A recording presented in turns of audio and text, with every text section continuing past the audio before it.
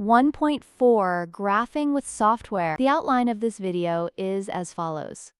We will discuss how to use graphing software effectively to visualize functions. First, we will explore how the choice of a viewing window and axis scaling can dramatically alter our perception of a function's graph, and why selecting the right view is so critical. Next, I will address specific challenges, such as functions with very rapid oscillations, where software can easily miss important details and produce a deceptive image if we are not careful. From there, we will cover practical techniques to ensure we obtain a complete graph, overcoming common software limitations that might otherwise hide key features. Finally, we will see how to apply these graphing concepts to real-world scenarios through regression analysis, which is a powerful method for finding a mathematical curve that best fits a collection of data points and helps us model underlying trends. I will now explore how we can use modern graphing software, which is an incredibly powerful tool for visualizing complex functions. These applications on our computers and calculators can plot equations with a precision that would be nearly impossible to achieve by hand, allowing us to study very complicated mathematical relationships. However, this automation also introduces a risk. If we are not careful, the software can generate a picture that is incomplete or even misleading because it is just following instructions without any deeper understanding. For example, the default view might completely miss a key feature of the graph, like a peak or a valley that exists just outside the screen. A common mistake is to accept this first picture without questioning if it tells the whole story. Therefore, the main takeaway is that we must combine the software's computational power with our own analytical skills to interpret its output correctly. To understand how graphing software works, we first need to grasp the concept of the viewing window, which is essential for accurately interpreting a function's graph. This window is a rectangular frame defined by an interval of x values from A to B, and an interval of y values from C to D. The software plots a function by selecting a series of x values within its interval, calculating the corresponding function value f of x for each, and then connecting these points with short lines. The critical issue is that the default window chosen by the software can often be misleading, as it might hide important features like peaks, valleys, or intercepts. For instance, an initial view might show only a small, flat portion of a curve, completely missing its overall shape. This means finding a truly representative window is often an active process of trial and error to reveal the function's complete behavior. Let us explore how the choice of a viewing window can dramatically change our understanding of a function's graph, which is essential for seeing its true behavior. A viewing window is simply the range of x and y values that a graphing tool displays. For example, with the function f of x equals x cubed minus 7x squared plus 28, a default window from -10 to 10 on both axes hides key features of the curve. If we adjust the y-axis to go from -50 to 10, we see more of the graph, but it is still incomplete. Only by carefully selecting a window, such as one from -4 to 10 on the x-axis and -60 to 60 on the y-axis, do we reveal the complete picture with both its local maximum and minimum. It is easy to assume the first graph you see tells the whole story. Therefore, you should always experiment with the viewing window to ensure you have captured a function's overall behavior. Let us see how the viewing window, which is the specific portion of the graph we choose to display, can dramatically alter our understanding of a function. All three of these plots show the exact same cubic polynomial, f of x equals x cubed minus 7x squared plus 28, but each uses a different window. In the first plot, the view is too broad and cuts off key features at the bottom, giving a misleading picture. The second plot is an improvement, but we are still missing the top of the curve and some behavior to the right. It is only in the third window that we get a complete picture, clearly showing the function's local maximum and minimum. This trial and error process is common, so do not just accept the default view your software provides. Finding the right window is often necessary to see a function's true behavior. Let us look at how graphing software can sometimes distort the true shape of a graph, which is a common problem if you are not careful. This distortion happens when the scale is different on each axis, meaning one unit of distance on the x-axis does not represent the same physical length as one unit on the y-axis. We can correct this using what is called a square window, a setting which forces the software to use the same scale for both axes. For example, without a square window, a perfect circle can look like a stretched-out ellipse, and two lines that are mathematically perpendicular might not appear to meet at a right angle. Remember that a square window refers to the axis scaling, not the physical shape of the display itself. To accurately see the true geometry of a graph, you must ensure your viewing window is square. The choice of a viewing window can significantly distort the geometry of a graph, which is why understanding square windows is so important. When graphing software uses different scales for the x and y axes, it creates what is called a non-square window. For instance, if we plot two lines that we know are perpendicular, such as y equals x and y equals negative x plus 3 times the square root of 2, they will not appear to meet at a 90-degree angle. In the same distorted view, a true semicircle, like the graph of y equals the square root of the quantity 9 minus x squared, will look stretched into an ellipse. To see the correct geometric relationships, we must use a square window, which sets the length of one unit on the x-axis to be the same as one unit on the y-axis. The key lesson here is that a square window preserves the true shapes and angles of the functions you are plotting. It is important to understand how your graphing software's viewing window can distort the true shape of a function, which is what this slide demonstrates. We use the term square window when the scale is the same on both the x-axis and the y-axis, meaning one unit of distance is consistent horizontally and vertically. In the first graph, the window is not square, which causes distortion. Here, two lines that are actually perpendicular do not appear to meet at a right angle, and the semicircle, which is part of a perfect circle, looks like a stretched ellipse. However, the second and third graphs use a square window. By making the horizontal and vertical scales equal, the software reveals the true geometric shapes. Now the lines are clearly perpendicular, and the curve is a proper semicircle. Remember, a square window refers to the axis scaling, not the physical shape of your screen. To accurately see the true geometry of a graph, you should always use a square viewing window. I will now cover another common graphing pitfall, which is how software can misrepresent functions that oscillate very rapidly. This is important because the visual output can be completely deceptive if you are not careful. Graphing calculators and software work by sampling, or plotting, a set of discrete points and then connecting them with straight lines. If a function changes very quickly, oscillating up and down between these sampled points, the software will completely miss the peaks and troughs. For example, a function like sine of 100x has an extremely small period, and a standard viewing window might show what looks like random noise because the sampling rate is too low to capture the actual wave.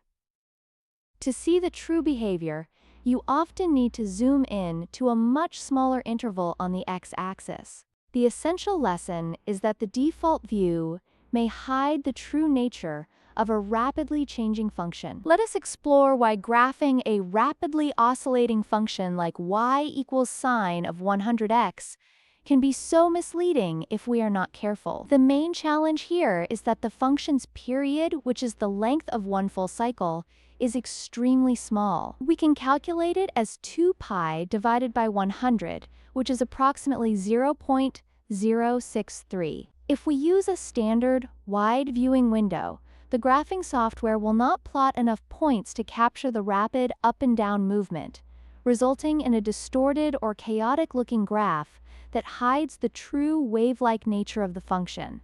To reveal the actual sinusoidal behavior, we must zoom in significantly. By narrowing the viewing window to a scale similar to the period, such as from -0.1 to +0.1 on the x-axis, the familiar and correct oscillations of the sine curve finally appear. The essential takeaway is that your viewing window must be scaled appropriately to the features of the function you are trying to graph. Choosing the right viewing window is critical for functions that change very quickly, as a poor choice can completely hide the function's true behavior. Here we have the graph of y equals sine of 100x.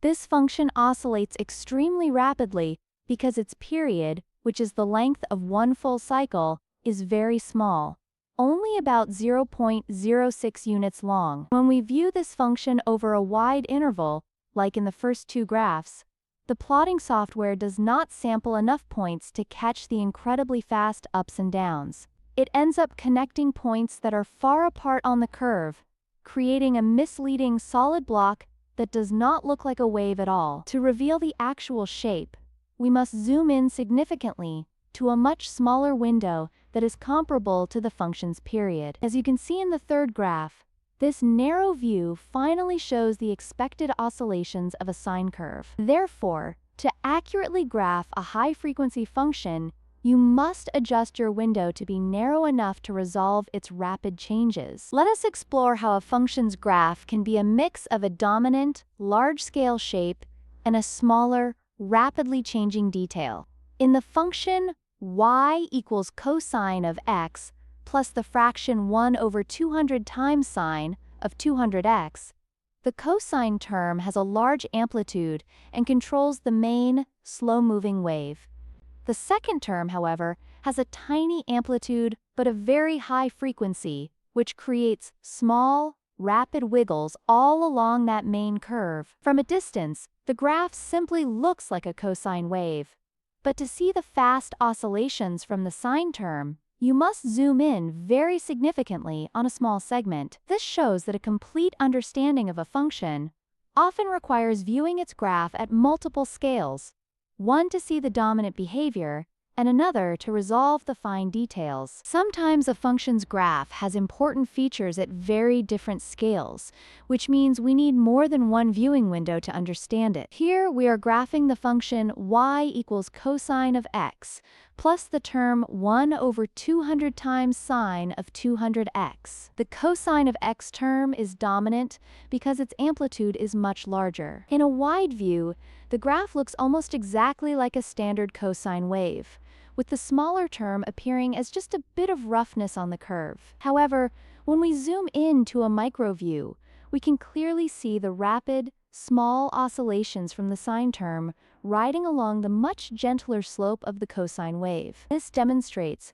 that to get a complete picture, we often need both a macro view for the overall trend and a micro view for the fine-grained details. Let us explore a subtle but critical pitfall where graphing software can produce an incomplete picture of a function. This happens not because of the viewing window you choose, but because of the software's internal algorithm for calculating values. For example, to graph y equals x to the power of 1/3, some programs will internally rewrite this using the formula e to the power of the quantity 1/3 times the natural log of x. The problem is that the natural logarithm is undefined for any value of x that is less than 0. Consequently, the software cannot compute any points for the negative part of the domain, and the entire left branch of the familiar cube root graph will be missing. This is a limitation of the tool, not the function itself, as the cube root of a negative number is a perfectly valid real number. The key lesson is that a software's internal methods can sometimes lead to a misleadingly incomplete graph. Let us explore a common pitfall, where graphing software can mislead you by plotting an incomplete function, which is especially relevant for expressions with fractional exponents. If you try to graph y equals x to the power of 1/3, your software might only display the right branch of the curve, where x is positive. This happens because many algorithms calculate this expression using logarithms, which are undefined for negative numbers, causing the entire left side of the graph to vanish. To get the full picture, we can define a workaround function that handles the sign explicitly, such as f of x equals the fraction x over the absolute value of x, multiplied by the absolute value of x to the power of 1/3. This clever rephrasing correctly generates both branches of the cube root function. The key takeaway is that sometimes you must rewrite a function's formula to guide your software into producing a complete and accurate graph. I want to show you how the internal algorithm of a graphing tool can sometimes produce an incomplete picture of a function. For example, when we ask it to graph y equals x to the power of 1/3, some software only displays the right branch where x is positive. This happens because the tool might calculate the function using logarithms, which are not defined for negative numbers, causing the entire left branch to disappear. We can work around this by reformulating the function in a way that handles the sign of x separately, as shown in the second plot. This simple change provides the correct, complete graph with both its left and right branches. Remember, this is a limitation of the software, not the function itself, as the cube root of a negative number is perfectly valid. The main point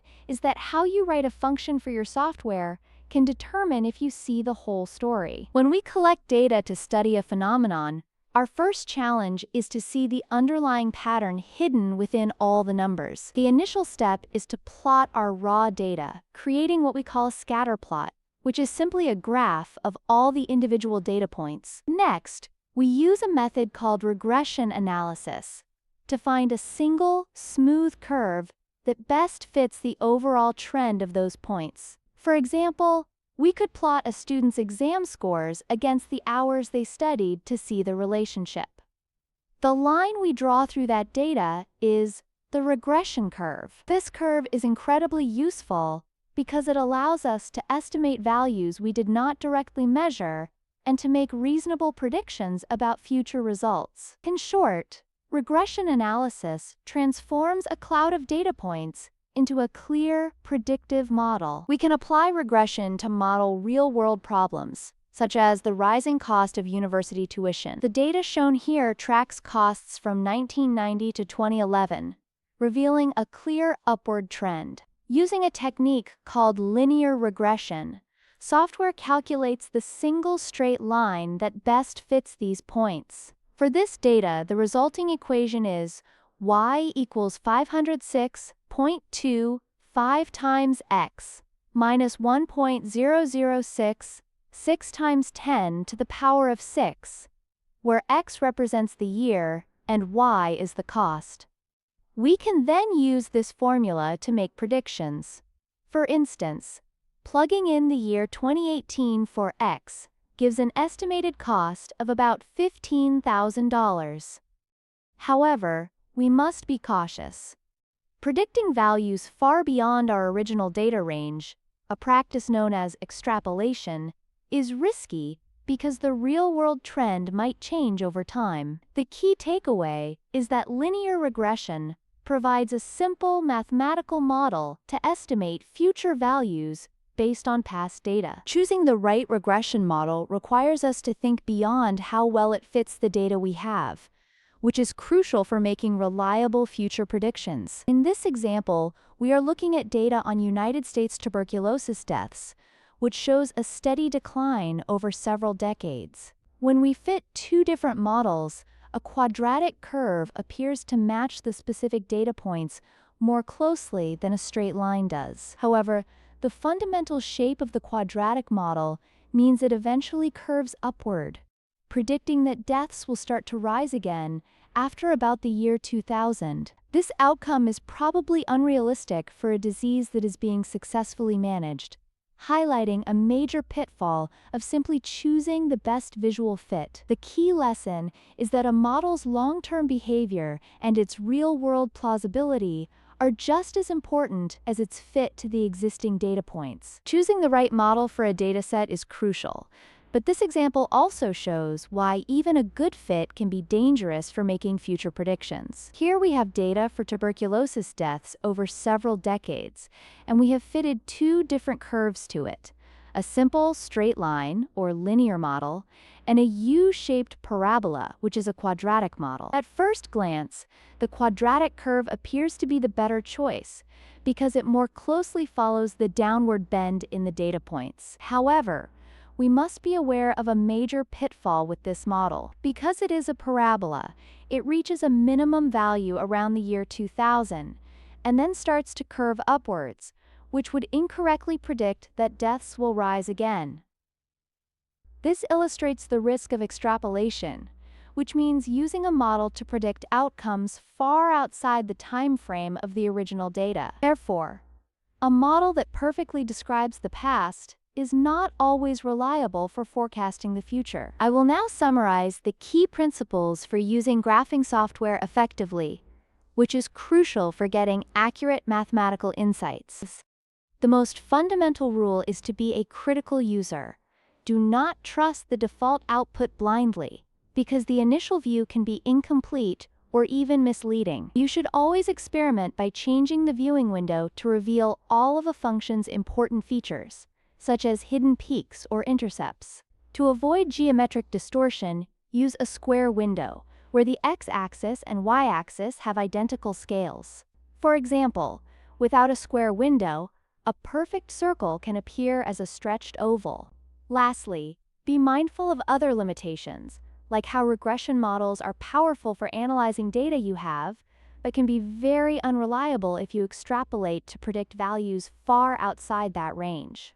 The main lesson is that software is a tool that you must guide and interpret to understand a function's true behavior. Let us wrap up by applying these graphing concepts to a couple of review questions to check our understanding, which is important for learning how to analyze functions that have multiple scales of behavior. The first question considers the function y equals cos of x plus 0.01 times sin of 500x, where the initial graph only shows the dominant cosine term. To see the complete picture, you would need to zoom in dramatically on a very small interval of the x-axis. This would reveal the rapid, small amplitude oscillations from the sine term riding along the much larger cosine wave. The second question asks about the risks of long-range prediction. Using a short-term trend to predict something 30 years in the future is risky, because you are extrapolating far beyond your data, and the underlying conditions that created the trend could easily change. The main takeaway is to always investigate graphs at multiple scales